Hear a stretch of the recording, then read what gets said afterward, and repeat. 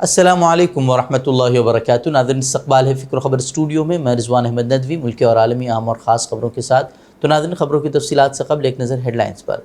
کیجریوال کے بعد اب عام آدمی پارٹی کے کون سے رہنما ہیں مودی حکومت کے ریڈار پر؟ آپ وزیر کا بڑا خلاصہ۔ کیا لوک سبھا انتخابات تک بچی رہ پائے گی عام آدمی پارٹی؟ سوال برقرار۔ سویڈن میں قرآن پاک کی بے حرمتی کرنے والے ملعون عراقی نژاد سلوان مومکا ناروے میں مردہ حالت میں پایا گیا۔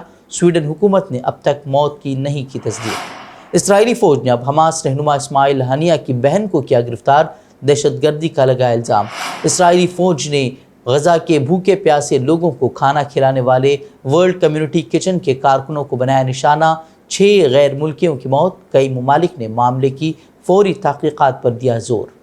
Chief justice D Y Chandrachud نے اب سی بی آئی کو دے ڈالی نصیحت، کہا انہیں صرف معاشی جرائم اور قومی سلامتی سے جڑے معاملات پر ہی دینی چاہیے توجہ۔ غزہ میں قتل عام کے درمیان اب اسرائیلی وزیر اعظم نے میڈیا ادارے الجزیرہ پر پابندی لگانے کا کیا اعلان، الجزیرہ کو قرار دیا دہشت گردوں کا چینل۔ بڑھتے خبروں کی تفصیلات کی طرف۔ غزہ میں اسرائیل کے جنگی جرائم بڑھتے جا رہے ہیں۔ گزشتہ شب اسرائیلی فوج نے دیر البلح میں ورلڈ سینٹرل کچن اس کے کارکنوں کی ایک کار کو نشانہ بنایا ہے، جس میں 6 غیر ملکی سمیت کل 7 لوگوں کی موت واقع ہوئی ہے۔ ابتدائی اعداد و شمار کے مطابق قابض فوج نے ایک برطانوی، ایک پولش، ایک آسٹریلوی اور ایک نامعلوم شخص پر مشتمل امدادی ٹیم کو قتل کر دیا، جبکہ اس حملے میں ان کا فلسطینی ڈرائیور بھی شہید ہوا ہے۔ اسرائیلی فوج نے اس حملے کے بعد بیان جاری کر کہا ہے کہ وہ حالات کو سمجھنے کے لیے جائزہ لے رہی ہے۔ دوسری جانب فلسطینی دھڑوں نے اس کی مذمت کرتے ہوئے غیر ملکی انسانی ہمدردی کے کام کرنے والے عملے کے خلاف اسے قتل عام قرار دیا۔ دوسری جانب آسٹریلوی وزیر اعظم نے اسرائیلی حملے میں آسٹریلوی امدادی کارکن کی ہلاکت کی تصدیق کی ہے اور قتل کے حوالے سے مکمل جواب دہی کا مطالبہ کیا ہے۔ وہیں وائٹ ہاؤس نے بھی غیر ملکی رضاکاروں کی ہلاکت پر گہرے دکھ کا اظہار کرتے ہوئے اسرائیل سے مطالبہ کیا ہے کہ وہ فوری طور پر تحقیقات کرائے تاکہ جو کچھ ہوا اس سے پردہ اٹھ سکے۔ وہیں اپنے ایک شہری کی ہلاکت پر ہر کوئی واویلا مچاتا ہوا نظر آ رہا ہے، لیکن ہزاروں معصوم بچے، خواتین قتل کر دیے گئے۔ ان کی شہادت پر عالمی ممالک ظالم اسرائیل کا گریبان پکڑنے میں اب تک ناکام ثابت ہوا ہے۔ اس درمیان ایک اور بڑی خبر سامنے آئی کہ ویسٹ بینک میں اسرائیلی فوجوں نے بڑے پیمانے پر گرفتاریاں کی ہیں، جن میں ایک بڑا نام اسماعیل ہنیہ کی بہن کا ہے۔ انہیں دہشت گردی کے الزام میں گرفتار کیا گیا ہے۔ اسرائیلی پولیس ترجمان نے صبا عبدالسلام کے گھر سے ایسے دستاویزات برآمد ہونے کا دعویٰ کیا ہے جو اسرائیل پر حملوں میں ملوث ہونے کے ثبوت ہیں۔ ویسے اس سے پہلے بھی غزہ پر جاری اسرائیلی حملوں میں اسماعیل ہنیہ کا نوجوان پوتا اور پوتی بھی شہید ہو چکے ہیں۔ وہیں اسرائیل کے جنگی جرائم کو بے نقاب کرنے والے میڈیا ادارے الجزیرہ کو بند کرنے کے لیے اسرائیلی پارلیمنٹ نے قانون کو منظوری دی ہے، جس کے تحت الجزیرہ سمیت غیر ملکی میڈیا اداروں کے لیے غزہ سے رپورٹنگ پر پابندی لگا دی جائے گی۔ نتن یاہو نے ایکس پر ایک ٹویٹ کیا ہے، جس میں اس نے لکھا کہ دہشت گرد چینل الجزیرہ اب اسرائیل سے نشر نہیں کرے گا۔ میں چینل کی سرگرمیوں کو روکنے کے لیے نئے قانون کے مطابق فوری کارروائی کرنے کا ارادہ رکھتا ہوں۔ الجزیرہ میڈیا نیٹ ورک نے اسرائیل کی جانب سے ملک میں اپنی کارروائیاں بند کرنے کی دھمکی کا جواب دیتے ہوئے اپنے خلاف الزامات کو خطرناک مضحکہ خیز جھوٹ قرار دیا ہے۔ غزہ میں جاری تباہی اور اہل غزہ کو بے گھر کر انہیں نقل مکانی کے لیے مجبور کرنے کے بعد اب اسرائیلی وزیر نے حکومت کے شرنگیز منصوبے کو دہرایا ہے کہ غزہ جہاں سے وہاں کے باشندوں کو جبراً بے دخل کیا گیا ہے، وہاں اسرائیلی غیر قانونی بستیاں تعمیر کی جائیں گی۔ ان کا کہنا ہے کہ یہ بستیاں اب اسرائیل کی مکمل فتح کی علامت مانی جائیں گی۔ ساتھ ہی اس نے رفح پر بھی جلد از جلد حملہ کرنے کا بھی مطالبہ کیا ہے۔ وہ ایک طرف غزہ تباہ ہوتا جا رہا ہے تو دوسری طرف امریکہ عرب ممالک اور اسرائیل کے درمیان تعلقات بحالی کی کوششیں تیز کر چکا ہے۔ اب خبر یہ ہے کہ امریکی قومی سلامتی کے مشیر جیک سلیوان اس ہفتے سعودی ولی عہد شہزادہ محمد بن سلمان سے بات چیت کے لیے سعودی عرب کا دورہ کرنے کا ارادہ رکھتے ہیں، کیونکہ امریکہ اسرائیل کے ساتھ تعلقات کو معمول پر لانے پر زور دے رہا ہے۔ تاہم ایک نامعلوم امریکی اہلکار نے رائٹرز کو بتایا کہ سلوان نے شہزادہ محمد سے اسرائیل کے ساتھ تعلقات کو معمول پر لانے کے معاملات پر بات چیت کے لیے وہ وہاں جانے والے ہیں، لیکن اس میں کسی بڑی پیش رفت کی توقع نہیں ہے۔ اسرائیل نے شام کے دارالحکومت دمشق میں واقع ایرانی سفارت خانے پر میزائل حملہ کیا ہے۔ حملے میں عمارت تباہ ہو گئی ہے، جبکہ متعدد افراد جاں بحق ہوئے ہیں۔ ایرانی پاسداران انقلاب نے سفارت خانے پر اسرائیلی فضائی حملے کے نتیجے میں 2 سینئر افسران سمیت اس کے 7 ارکان کے جاں بحق ہونے کی تصدیق کی ہے۔ پاسداران انقلاب نے ایک بیان میں اس حملے کی شدید مذمت کرتے ہوئے تصدیق کی ہے کہ ہلاک ہونے والوں میں شام اور لبنان میں پاسداران انقلاب کی قدس فورس کے کمانڈر بریگیڈیئر جنرل محمد رضا زاہدی اور ان کے نائب بریگیڈیئر جنرل بھی وہ مارے گئے ہیں۔ دوسری جانب سیرین آبزرویٹری فار ہیومن رائٹس نے کہا کہ دمشق میں ایرانی قونصل خانے کو نشانہ بنانے والے اسرائیلی حملے میں ہلاک ہونے والوں کی تعداد 11 تک پہنچ گئی ہے۔ وہ ایران کی طرف سے اس حملے پر شدید رد عمل ظاہر کرتے ہوئے کہا گیا ہے کہ اس حملے کا جواب دینے کا حق وہ محفوظ رکھتے ہیں۔ ایرانی وزیر خارجہ حسین امیر عبداللہیان نے کہا کہ دمشق حملہ غزہ میں صہیونی عزائم کی ناکامی کا منہ بولتا ثبوت ہے۔ انہوں نے کہا کہ اسرائیلی وزیر اعظم ذہنی توازن کھو چکے ہیں۔ دمشق حملے پر عالمی برادری کا شدید اور سنجیدہ رد عمل آنا چاہیے، اس طرح کی بات انہوں نے کہی۔ دہلی کے وزیر اعلیٰ اروند کیجریوال کو تہاڑ جیل منتقل کیا جا چکا ہے۔ بہرحال پیر کو عدالت میں سنوائی کے دوران جب ای ڈی نے دعویٰ کیا کہ پوچھ گچھ میں اروند کیجریوال نے اپنے 2 وزراء آتشی اور سوربھ بھاردواج کا نام لیا ہے تو یہ قیاس آرائی تیز ہو گئی ہے کہ کیا اگلا نمبر ان دونوں کا ہو سکتا ہے۔ وہیں دہلی حکومت کے وزیر آتشی نے کہا ہے کہ انہیں ان کے قریبی شخص کے ذریعے بی جے پی میں شامل ہونے کی پیشکش کی گئی تھی۔ انہوں نے کہا کہ اگلے چند دنوں میں کچھ اور عام آدمی پارٹی لیڈروں کو گرفتار کیا جائے گا۔ آتشی نے کہا کہ وزیر اعظم اور بی جے پی نے اپنا ذہن بنا لیا ہے کہ وہ عام آدمی پارٹی اور اس کے تمام لیڈروں کو کچل کر انہیں ختم کرنا چاہتے ہیں۔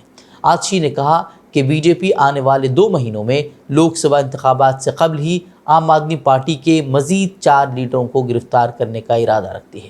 انہوں نے کہا کہ وہ انہیں گرفتار کریں گے، سوربھ بھاردواج کو گرفتار کریں گے، درگیش پاٹھک کو گرفتار کریں گے اور راگھو چھڈا کو بھی گرفتار کیا جائے گا۔ انہوں نے کہا کہ ہم سب کو جیل میں ڈالنے کا منصوبہ بنایا جا چکا ہے۔ بی جے پی پر حملہ کرتے ہوئے آتشی نے کہا کہ آج میں بھارتیہ جنتا پارٹی کو بتانا چاہتی ہوں کہ ہم آپ کی دھمکیوں سے نہیں ڈرتے، لیکن جو خدشات آتشی نے ظاہر کیے ہیں یہ دیکھنا اہم ہوگا کہ لوک سبھا انتخابات تک عام آدمی پارٹی کا کوئی وجود بھی باقی رہ پاتا ہے یا پھر نہیں۔ Chief justice of India D Y Chandrachud نے سی بی آئی کے یوم تاسیس کے موقع پر مرکزی ایجنسیوں کو اہم مشورہ دیا ہے۔ پہلے ای ڈی اور اب سی بی آئی کے کام کاج پر انہوں نے سوال کھڑے کیے۔ سی جی آئی نے کہا کہ جانچ ایجنسیاں کام تو بہت کرتی ہیں لیکن نتیجہ کوئی نہیں نکلتا۔ سی جی آئی نے جانچ ایجنسیوں کو مشورہ دیتے ہوئے کہا کہ انہیں اس لیے اب صرف معاشی جرائم یا ملک کے خلاف ہونے والے قومی سلامتی کے معاملات کی تحقیقات پر توجہ دینی چاہیے۔ سی بی آئی کے یوم تاسیس کے موقع پر دہلی کے بھارت منڈپم میں منعقدہ 20ویں D P Kohli memorial lecture کے دوران سی جی آئی ڈی وائی چندرچوڑ نے کہا کہ جانچ ایجنسیاں اس وقت چیلنجز کا سامنا کر رہی ہیں۔ سی جی آئی نے کہا کہ ہر معاملے کو سی بی آئی کے حوالے کرنا ٹھیک نہیں ہے۔ سی جی آئی کا یہ کمنٹ ایک ایسے وقت میں سامنے آیا ہے جب ای ڈی اور سی بی آئی کے کردار کو لے کر ملک میں بحث گرما گئی ہے۔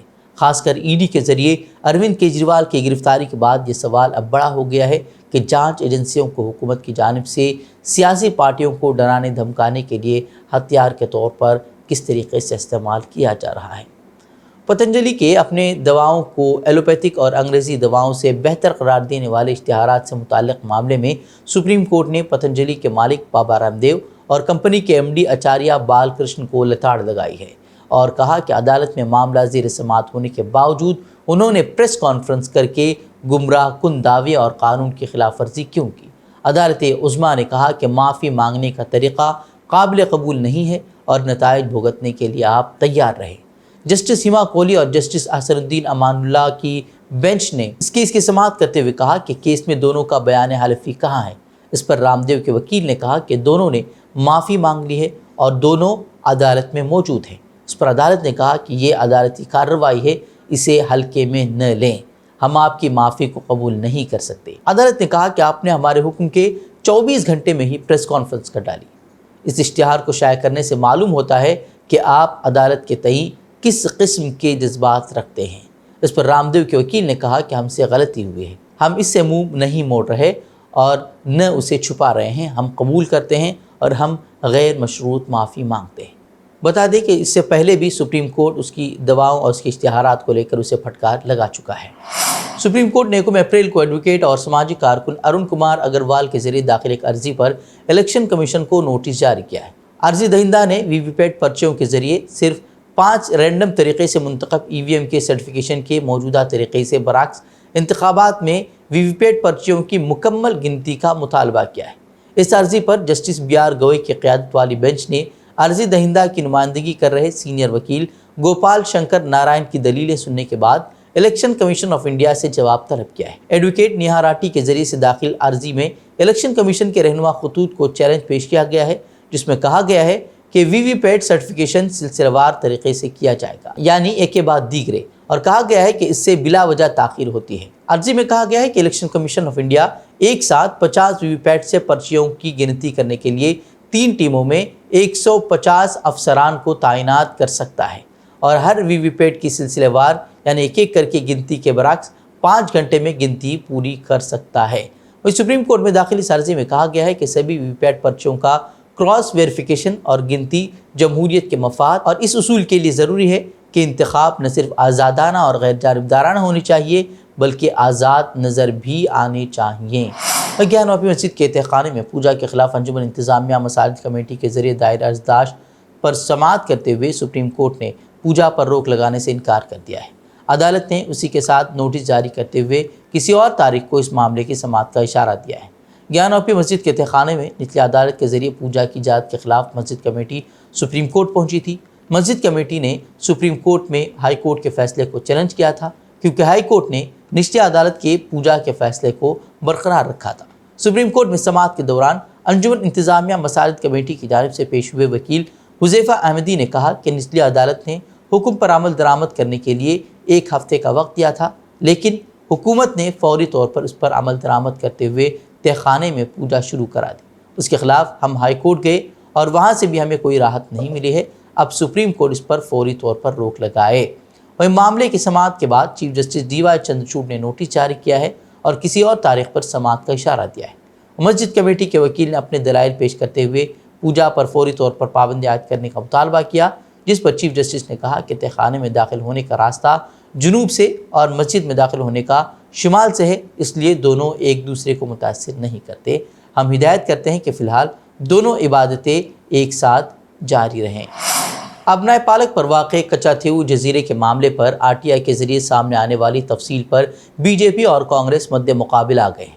BJP نے تمل ناڈو سے ملحقہ کچاتھیو جزیرے کو سری لنکا کے حوالے کرنے کے معاملے پر DMK اور کانگریس کو تنقید کا نشانہ بنایا ہے، جبکہ کانگریس نے بھی اس کا جواب دیا ہے۔ سری لنکا کی فوج کے ذریعے ہندوستانی ماہی گیروں کو پکڑنے کے الزامات پر جوابی حملہ کرتے ہوئے BJP نے کہا کہ DMK لیڈر M کروناندھی اور کانگریس لیڈر اندرا گاندھی نے باہمی ملی بھگت سے کچاتھیو جزیرے کے ارد گرد ماہی گیری کے حقوق سری لنکا کو سونپے تھے۔ وزیر خارجہ ایس جے شنکر نے BJP کے مرکزی دفتر میں ایک پریس کانفرنس میں کچاتھیو جزیرے کے معاملے پر ملک کو تفصیل سے تمام معلومات پیش کی۔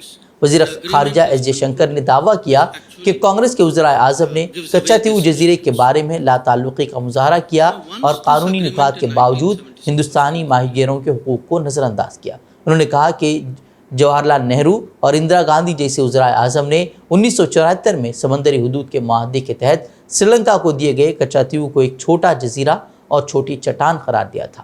ادھر سابق وزیر خزانہ اور کانگریس کے سینئر لیڈر پی چدمبرم نے وزیر خارجہ ایس جے شنکر کے بیان پر BJP حکومت کو تنقید کا نشانہ بنایا ہے۔ سابق مرکزی وزیر پی چدمبرم نے کچاتھیو جزیرہ سری لنکا کو دینے کے معاہدے کا دفاع کیا۔ انہوں نے کہا کہ یہ بے تکا الزام ہے۔ یہ سمجھوتا 1974 اور 1976 میں ہوا تھا۔